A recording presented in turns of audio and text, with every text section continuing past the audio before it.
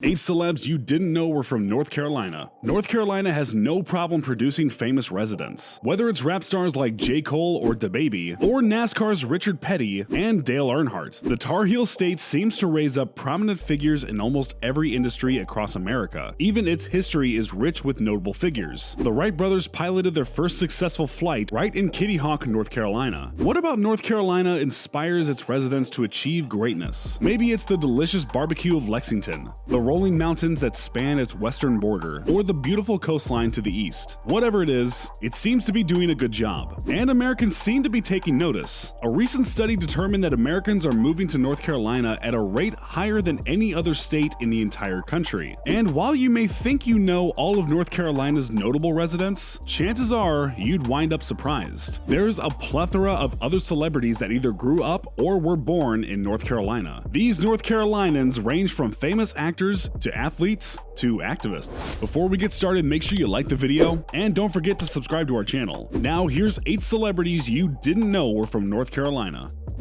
Right off at number 8, we have Jermaine Dupri. While Jermaine Dupri has his own career as a rapper throughout the 90s and early 2000s, he's actually best known for the musical contributions he's made behind the scenes as a record producer and songwriter. By the age of 18, Dupri was already producing musical acts and was responsible for forming and writing for musical acts such as Criss Cross and Da Brat, even being partially responsible for Destiny's Child's debut album. However, his biggest contribution to music probably came in the form of his partnership with R&B icon Usher. After co-writing many of the songs on Usher's sophomore album My Way, Dupri would go on to have a major hand in Usher's Confessions album. The album, which spawned massive hits such as Burn, Confessions Part 2, and My Boo, is widely regarded as one of the most influential modern R&B albums. Dupri was born and spent the majority of his early years in Asheville, North Carolina, a city in western North Carolina's Blue Ridge Mountains. However, due to his father's role as a talent scout in Atlanta, Dupri's family moved there when he was about 10 years old. It was this move that effectively started Dupri's career, after an onstage performance with Diana Ross allowed him to gain the attention of higher-ups in the music industry. Number 7, Mr. Beast. Times are changing, and the path to becoming a celebrity is no longer as clear-cut as it once was. With the rise of social media and its prevalence in our everyday lives steadily increasing, everyday people are able to build brands and audiences that turn them into internet icons, earning millions of dollars a year. Such is the case with Mr. Beast, a popular YouTuber whose attention-grabbing stunts have built him a following of over 20 million subscribers, and a salary of almost $15 million a year, thanks to ad revenue. Mr. Beast's content consists of stunts that range from mundane, like counting all the way up to 100,000 in one sitting, to extreme, like trying to spend 24 hours consecutively underwater. Beast is also known for his frequent contributions to charity. Most famously, he's the co-founder of the Team Trees movement, a movement that successfully raised over $20 million to plant millions of trees to combat climate change. And he has a plethora of videos of him giving generous tips to waiters, Uber drivers, and pizza delivery guys. Beast was born in a city with a population of 93,000 people, Greensville, North Carolina, and surprisingly still resides there to this day. Having graduated from Greensville Christian Academy in 2016, Beast even boosted North Carolina's tourism revenue slightly in 2017, when he accidentally revealed his home address on YouTube and caused many fans to arrive at his doorstep. Well, that's one way to bring traffic to North Carolina. At number 6, we have Zach Galifianakis. Zach Galifianakis is the definition of turning your weaknesses into your strengths. Zach took his awkwardness, his goofiness, and his charming optimism and exaggerated them while he created the on-screen persona we all know and love. Though Zach got his big break in the 2009 movie The Hangover, along stars like Ed Helms, he had actually been a working actor and comedian for years, even having a role as a writer on Saturday Night Live in the early 2000s. Unfortunately, Zach found writing for SNL to be too stressful, and left the job after only 2 weeks. Since then, Zach has gone on to become a staple in the goofy comedy genre, with performances in movies ranging from the slapstick Dinner for Schmucks to the more introspective Due Date. But before Zach ever made it to Hollywood, he was honing his skills in Wilkesboro, North Carolina. His mother was a community arts center owner, which stoked his passion for drama young. Zach lived in North Carolina for most of his young life, ultimately attending college at North Carolina State University. University. And though Zach might be a huge name in Hollywood these days, he hasn't left his love for his home state behind. He currently owns a farm in Sparta, North Carolina. Zach splits his time equally between the farm and acting, stating, "My farm is a place that I get to think clearly and pretend to know what I'm doing." At number 5, there's Vince McMahon. Though he might not be as famous as John Cena or Dwayne "The Rock" Johnson, Vince McMahon is the man that is directly responsible for the birth of their careers. Largely considered the father of modern-day wrestling, McMahon completely revolutionized the way wrestling was perceived in the 80s and 90s. After assuming control of his father's company in 1982, from there he gradually shaped the company, eventually changing its name to the World Wrestling Federation and then to World Wrestling Entertainment.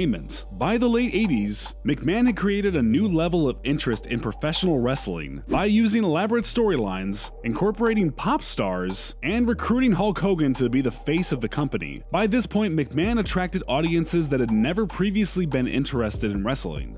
As we know, the WWE would go on to become the largest and most successful wrestling conglomerate in the world, and McMahon is widely considered to be the most important figure to 21st century wrestling. But before all the fame, McMahon was born in Pinehurst, North Carolina, a town just outside of Fayetteville. However, McMahon wasn't there for long. He was quickly shipped to Virginia to attend military school. When he was 12 years old, he met his father for the first time, a traveling wrestling promoter that had left his family when Vince was just a baby. Vince quickly became enamored with his father's job and joined the family business. And the rest is history. Number 4, Edward Snowden. Edward Snowden is one of the few people on this list that never wanted the fame he has now. It basically happened by accident. Snowden's history and career is complex, and could probably be the subject of its own video entirely. In short, after working as a contractor for the American CIA, Snowden leaked a series of documents that revealed global surveillance policies, including documents that revealed how the American government was surveilling its own population. The revelations sent shockwaves through the political community and sparked major conversations about national security and individual policy. Snowden's decision to leak this information ultimately caused him to be charged with violating the Espionage Act of 1917. Snowden fled the country and is currently under protection of asylum in Russia. However, before any of this happened, Snowden began his life in a beach town by the name of Elizabeth City, which is in northeast NC. However, he only spent the first few years of his life there before his family relocated north to Maryland. But if anyone ever tells you that no one from North Carolina ever changed the world, you can turn around and point your finger at Edward Snowden, for better or for worse.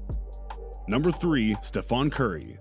While Steph Curry is one of the few celebrities on this list that is not a North Carolina native, had Curry never lived in the Tar Heel state, there's a chance we'd have never been gifted with one of basketball's most talented players. Originally born in Akron, Ohio, Curry moved to Charlotte, North Carolina when he was very young. His father, Del Curry, was also an NBA player and was signed to the Charlotte Hornets. It was in Charlotte, while attending his father's games, that Steph discovered his love for basketball. Steph and his brother Seth would often spend times with their father before games on the basketball court shooting warm-ups. Curry would go on to play basketball throughout college, recording an undefeated season. Immediately after college, he would be recruited to play professionally for the Golden State Warriors. It was with the Warriors that Curry would go on to have his record-setting career, becoming a 2-time MVP, a 6-time NBA All-Star, and guide his team to 3 NBA championships. Additionally, Curry is looked at by many as having revolutionized the way that basketball is played by encouraging his team to make frequent use of the three-point shot. So it seems that if you're a Warriors fan, you owe the Hornets at least a little bit of gratitude.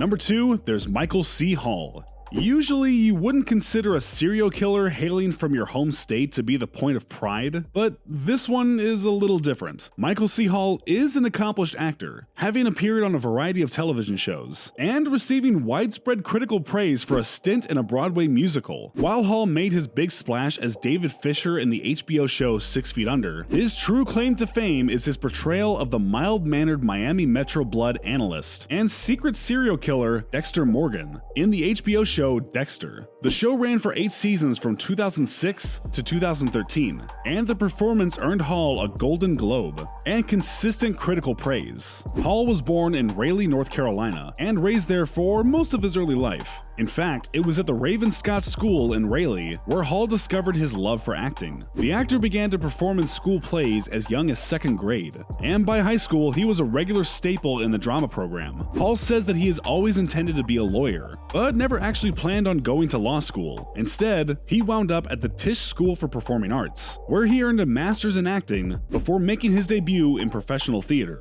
One thing is for sure, Michael sure did a killer job.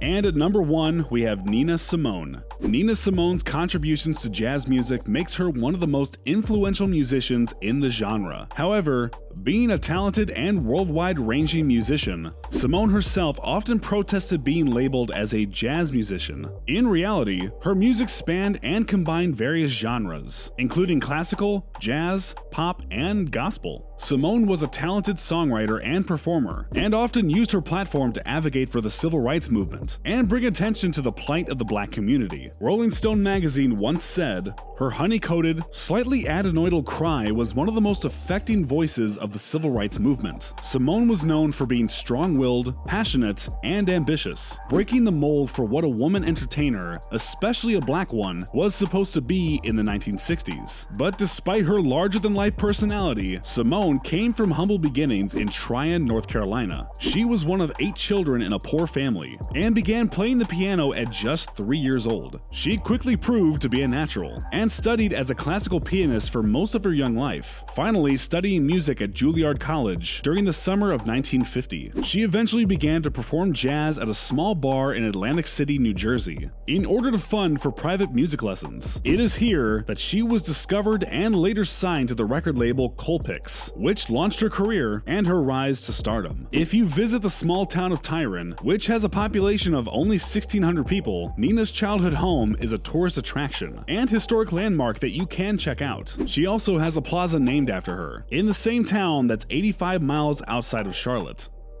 So, are you surprised to find out that any of these people were from NC? Are you from one of the towns mentioned in this video? Let me know, and don't forget to click the like button and subscribe to our channel.